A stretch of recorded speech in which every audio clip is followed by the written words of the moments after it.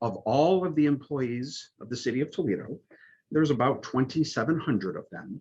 Christine has served the city of Toledo the longest.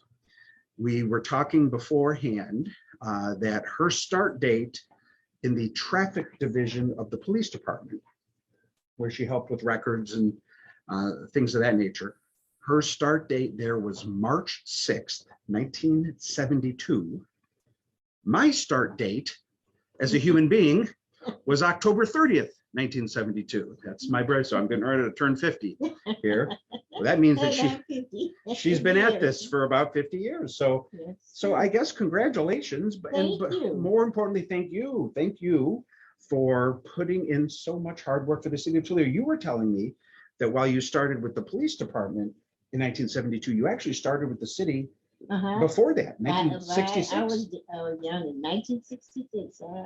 Had satellite office on Dorr Street in the 900 block.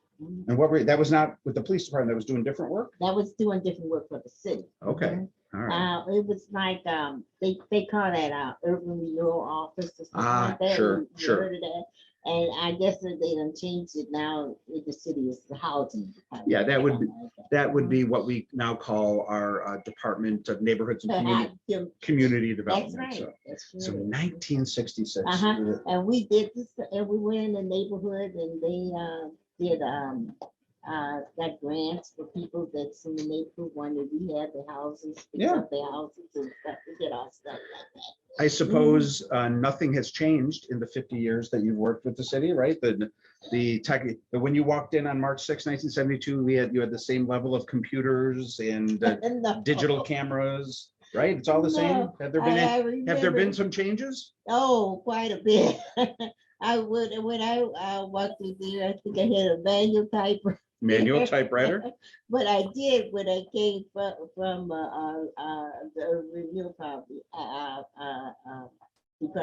worked on an electric typewriter. But when I went into the police department, I really had an issue. I had a manual typewriter. The keys wouldn't work.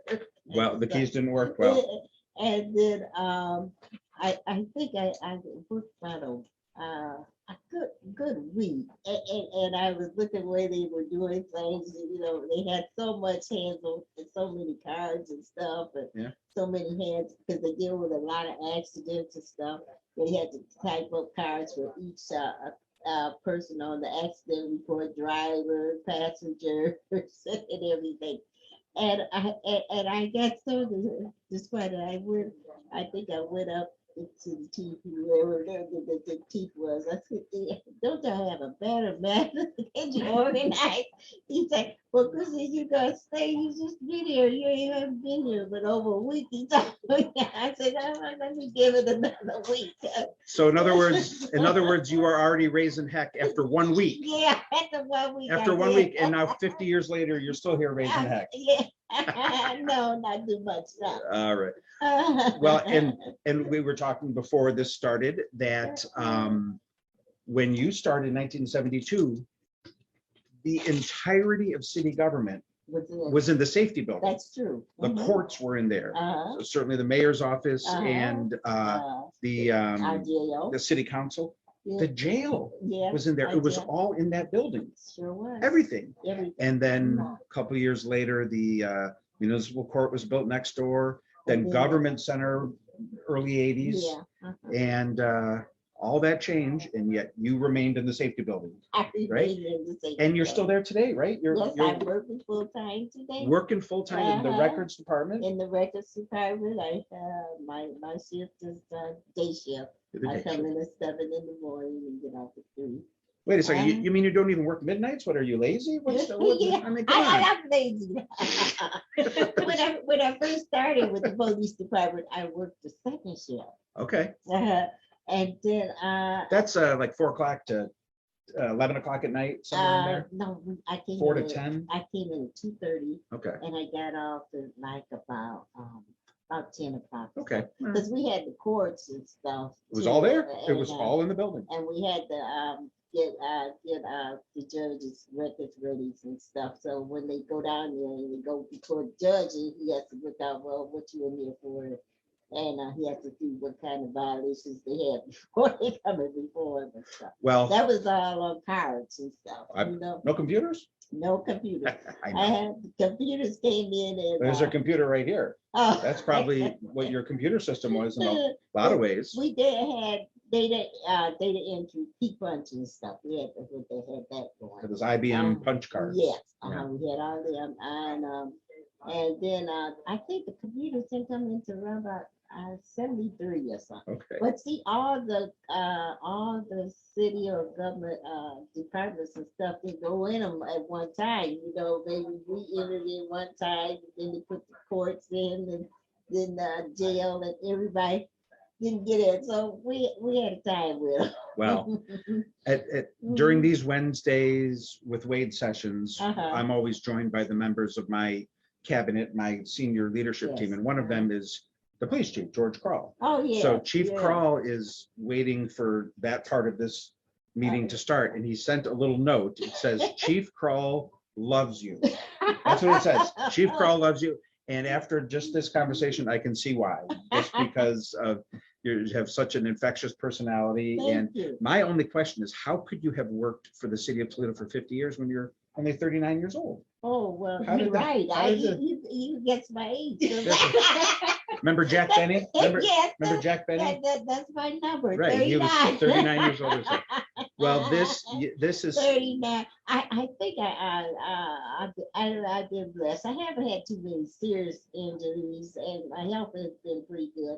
And I just like coming up, meet new people. I some of the girls I work with, I done seen them have their babies, the babies going to college. Yeah. And they got married, you know. So, Well, here on Customer Service Week, we could not think of a better person to highlight and celebrate than our longest serving employee in the city of Toledo, whose whole life has been about customer service. And in your case, the customers have been the people of Toledo. yeah. Sometimes they give me a hard time, but Well, they give me a hard time too. Trust me. But I say, sometimes I used to tell them, I said, well, if I put them in myself in their position, and they come and ask them for something they need, and then they don't know what direction they're going That's in right. and stuff. I said, I can see how to get frustrated. Well, it is such a pleasure meeting you and talking to you today. I'm going to give you the old politician handshake. Thank you. And wish you well for the rest of the day. We're going to start our normal Wednesdays with Wade meeting, but Good. we're going to have a hard act to follow because this has been such a wonderful time chatting with you and reminiscing and just celebrating you and everyone here who every day works for our customers, who are the taxpayers. That's good. I enjoyed being here and glad to meet you personally. Yeah. Well, and I'm a lot uglier in person no, than I am on don't say TV. that. So And I'm glad I was able to sit down and Yeah. talk. this was great. So citizens, these are the wonderful people that are working hard for you every day. And it'd be hard for me to imagine finding anyone more special than someone who's given 50 years to this city. So Thank you. so much. Thank you. All right. Okay. All right. Well, I think I'm being handed a note that says turn the camera on, but I don't know how to turn the camera on from here.